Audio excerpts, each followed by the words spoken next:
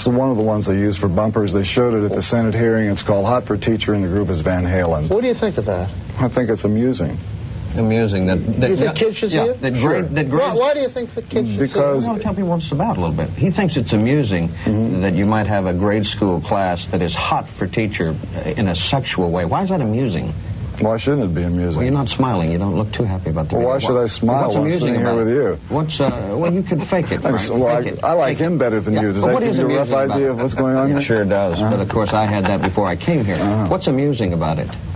That is amusing to the people who like the concept of here comes the teacher. You expect the teacher to be sour. The music starts. The teacher takes off her clothes, and she is wearing some kind of a bathing suit like in a beauty contest and does a dance on the desk, and the kids look up, and they are having a good time. Well, that's a real laugh riot, Frank. Now, look, one of the things I don't understand is someone who writes why you have repeatedly denigrated words and said, well, something's just words. You know, Adolf Hitler used words very effectively. It was called the Big Lie, and what it resulted in was 6 million Jews being put into ovens. Now, why do you say that words aren't important and don't have consequences? I didn't say the words weren't important. What do you mean when you say just words?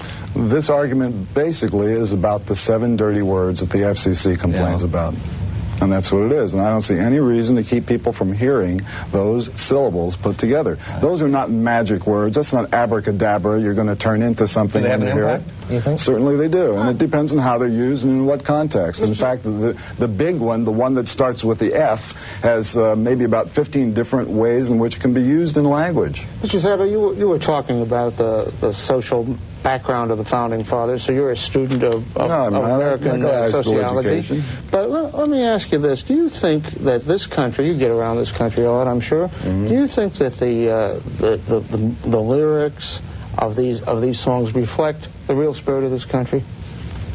It reflects certain aspects of the spirit of this country. You think it does? Yeah, and see, if you don't like the spirit, then change the things that make the spirit happen. In other words, if you have kids that are rebellious, and you have kids who are hopeless, you have kids who go to drugs, then give them something to hope for. Like what?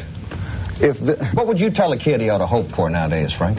What I tell kids, and I've been telling kids for quite some time, is first, register to vote, and second, as soon as you're old enough, run for something. And you really think that's going to give kids hope to tell them to go register for vote? Mr. Zappa, Well, I don't know whether it makes them commit suicide, but I think it gives them a little bit more hope. Mr. Zappa, when you were testifying in Annapolis yesterday, I think, or this week at any rate, they had some kids from New York picketing outside who were from a school for the mentally disturbed, and they said that that rock music almost ruined their life. Rock music really disturbed them. Doesn't that give you some pause as to maybe you might be in error on this question? Well, see, you're in error as to where those kids came from. It's not a school for the mentally disturbed. It is a place called Freedom Village, run by a man named Pastor Fletcher A. Brothers, a Christian organization. He collects money for it. They have a farm in upstate New York. I've debated Pastor Brothers on the radio before. I've also seen his literature.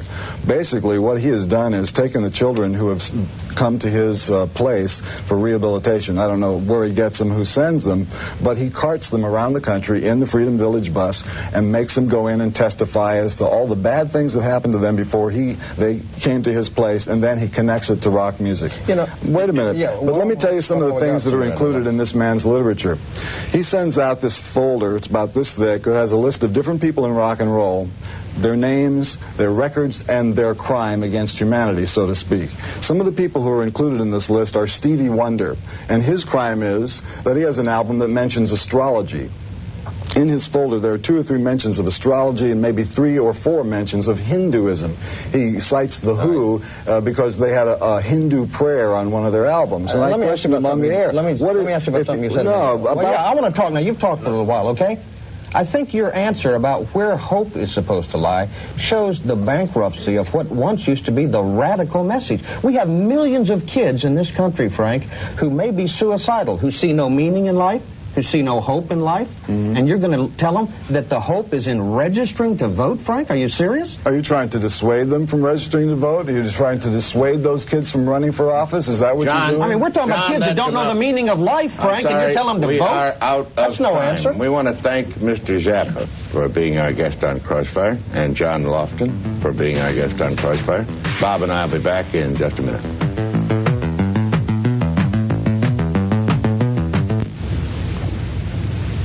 Bob, I take it you don't like the records any more than I do. But who's to be the censor? Should you be? Well, I don't know about that either. I'm a First Amendment man, but I'll tell you what I do know, Tom, and I think you'll agree with me.